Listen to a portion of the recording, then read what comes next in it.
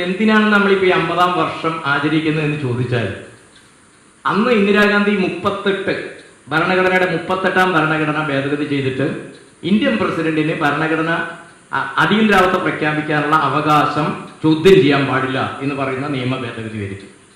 39 ഭരണഘടനാ ഭേദഗതിയിലൂടെ പ്രധാനമന്ത്രി, president, vice president, speaker ഇവരുടെ തെരഞ്ഞെടുപ്പുകൾ ചോദ്യം ചെയ്യാൻ പാടില്ല എന്ന് പറയുന്ന നിയമ ഭേദഗതി വരും.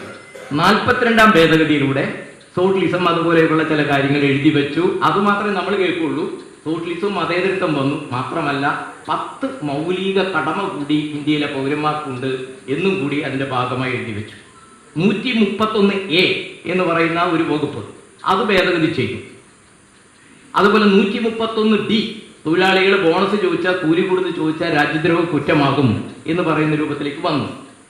ഫെഡറൽ സംവിധാനത്തെ തകർക്കാൻ കഴിയുന്ന രൂപത്തിൽ വിൽപ്പന നികുതി ചട്ടത്തിലെ 5-ാം ചട്ടം, സംസ്ഥാനങ്ങൾക്കുണ്ടായിരുന്ന അധികാരത്തെ എടുത്തു കളയുന്ന രൂപത്തിൽ 5-ാം ചട്ടം ഭേദഗതി ചെയ്ത് കേന്ദ്രത്തിന്റെ കൈകളിലേക്ക് അവകാശം കൊണ്ടുപോകുന്ന രൂപത്തിലേക്ക് നിയമത്തെ ദുർവ്യാഖ്യാനം ചെയ്താണ് ഇന്ദിരാഗാന്ധി അടിയന്തരാവസ്ഥ പ്രഖ്യാപിച്ചത്.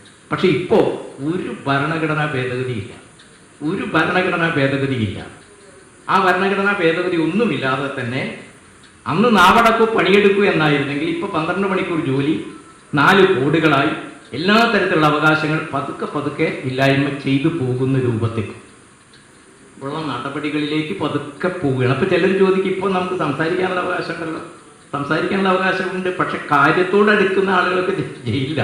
നമ്മളും അല്പം കൂടി കാര്യം കൂടുതൽ എടുത്താൽ അപ്പോൾ അകത്താക്കുന്ന രൂപത്തിലേക്ക് ആവശ്യമുള്ളവരെ ഏത് സമയത്തും അകത്താക്കുക. ഒരു മിസ്സയും വേണ്ട, ഒരു DIR-ഉം വേണ്ട. ആ തരത്തിലേക്ക് കാര്യങ്ങൾ പോകുന്ന ഒരവസ്ഥയിലാണ് 50 വർഷം മുൻപ് നടന്ന അടിയന്തരാവസ്ഥയുടെ അനുഭവങ്ങൾ നമ്മുടെ മനസ്സിലുണ്ടാകേണ്ടതിൻ്റെ കാര്യം.